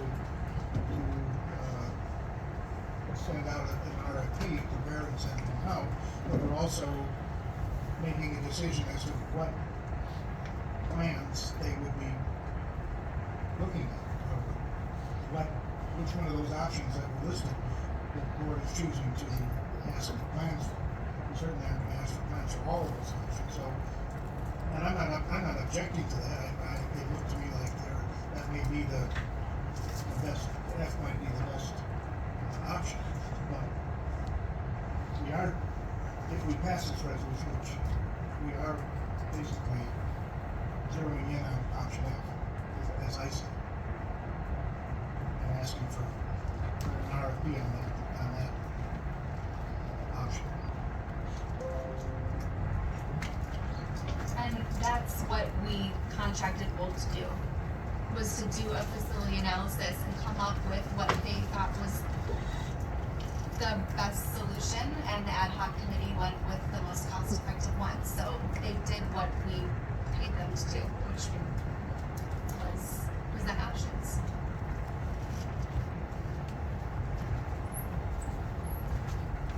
Any other questions? Mr. Raven? Yes, Mr. Chairman. Wold presented quite a pack of material tonight. And the thing is, I've never seen any of that material myself, but Phil said to review the thing, make sure, even some of the small print up there, I couldn't even tell what it was, even though they were talking about it.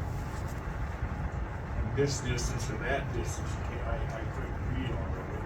But the thing is, I think each one of us should have that packet as board members, so we can make a decision. If we all think that option F is agreeable, then you know what?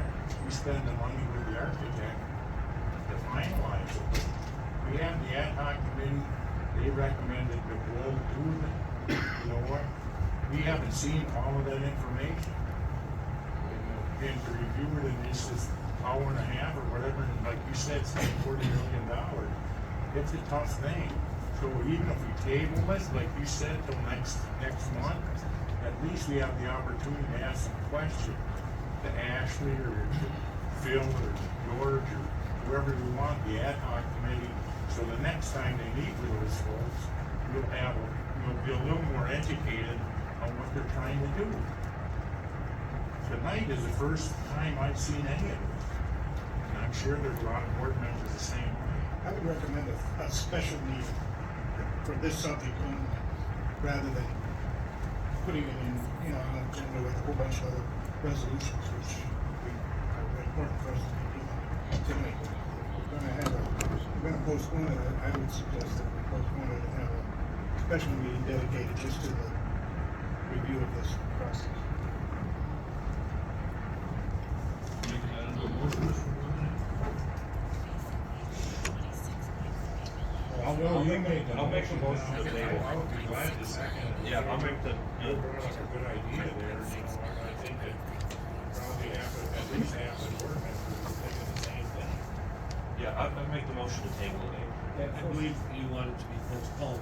You want it to the proposed February 23rd day meeting, or is that your motion, or do you want to do something? I like the idea of a special meeting.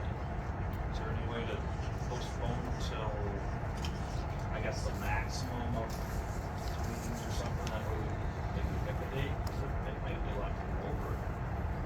Well, you can put this in motion to pick a date. That's what you want. Yeah. I just don't want to suggest anything. Well, and in the meantime, we should get the packet to. Yeah, in the meantime, we can back that up. So if that's the case, then let's make a motion to postpone this to the February 23rd date. If you believe that meeting is too long, and at that date, you can schedule a week or two more later. Okay. So that The motion I would like to make. So your motion is to postpone To the next- resolution to the next meeting. February 23rd, 2023 date. Move to second, Mr. Second. Raven seconded. Any more discussion?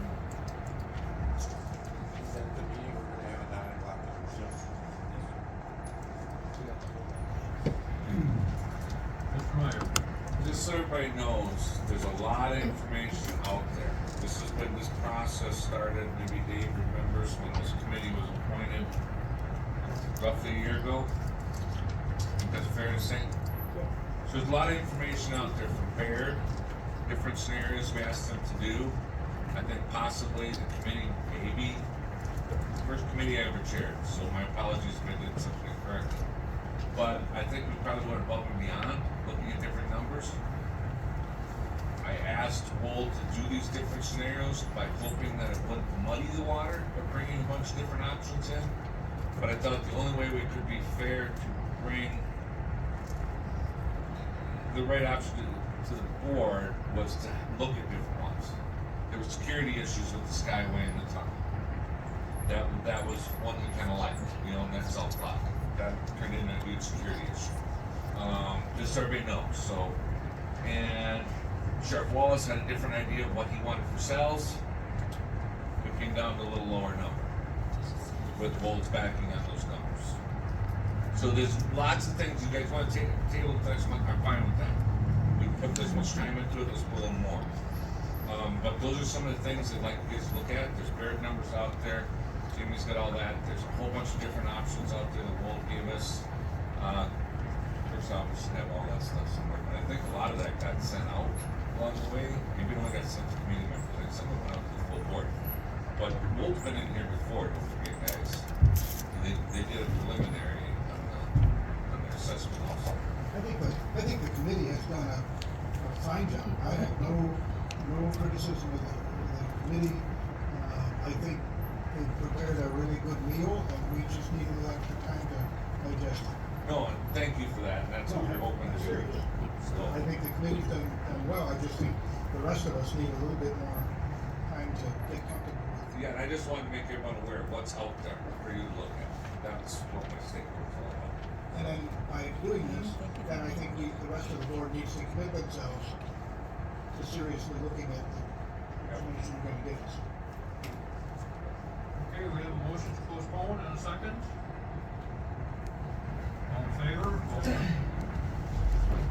I need IT. I got an unhappy smiley face with, something isn't right. It does have a frown. There's a frown and it's in red. I think that's a personal message. You get that? Tell me what the push is. Not what it really did last time. Come back.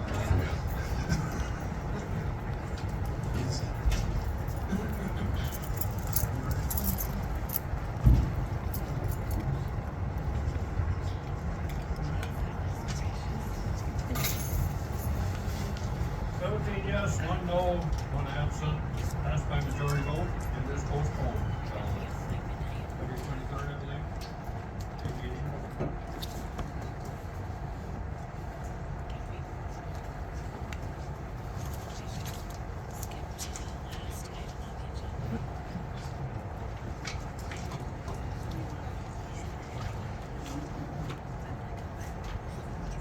I'm gonna request a 5-minute break.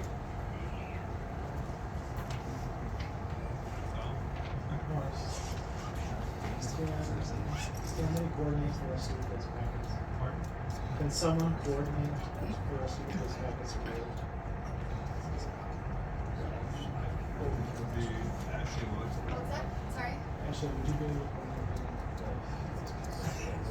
the present to us? Yes. Copies of them that we can You want a hard copy? no. Okay, I can just email it to Email everybody. to her. Yep. Yep.